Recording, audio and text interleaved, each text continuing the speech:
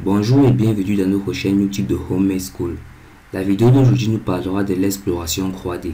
Comme objectif, nous allons créer un modèle de terrain sous forme de tin et explorer des données tin en 3 dimensions.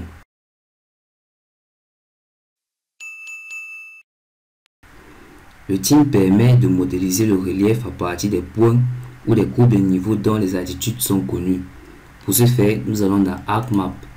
Dans ArcMap, nous appelons notre shapefile point côté droit là. Ces points contiennent des altitudes. Nous pouvons constituer la table attributaire. Nous avons un champ altitude. Ensuite, pour lancer notre traitement, nous allons dans Art Toolbox, outil 3D Analyst, gestion de données, tin. On choisit créer un tin. Dans classe d'entité en entrée, nous allons choisir point côté droit là. Comme champ de hauteur, par défaut c'est altitude. Ce sont les altitudes qui nous intéressent. Comme système de coordonnées, nous allons choisir WG184 UTM32 Nord. Ensuite, comme tin en sortie, nous allons dans exploration 3D au bureau. Nous enregistrons sur le nom de tin 3D. Ensuite, on lance le traitement. Nous allons avoir un réseau de facettes triangulaires contiguës sans chevauchement. Pour mieux visualiser, nous allons d'abord décocher pour un côté droit là et nous zoomons sur la couche pour apprécier notre relief.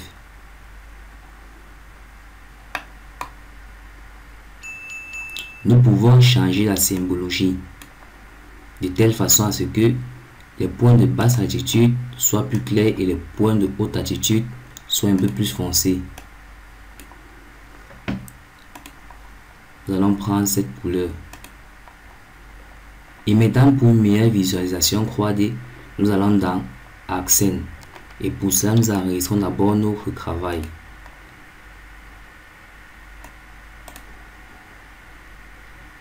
Une fois dans Accent, nous appelons notre couche tin 3D.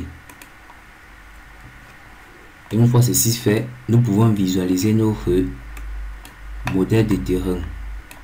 Nous pouvons exagérer sur les altitudes pour une meilleure appréciation. Pour cela, nous faisons un clic droit sur tin, propriété. Nous allons dans hauteur de base. Dans attitude à partir de surface, nous sélectionnons flottante sur une surface personnalisée. Nous allons exagérer la hauteur. Nous prenons comme facteur de conversion la valeur d'altitude de la couche en unité de scène, la valeur 5. Nous allons voir comment notre relief sera modifié. Ensuite, j'applique. Nous pouvons voir notre relief de terrain.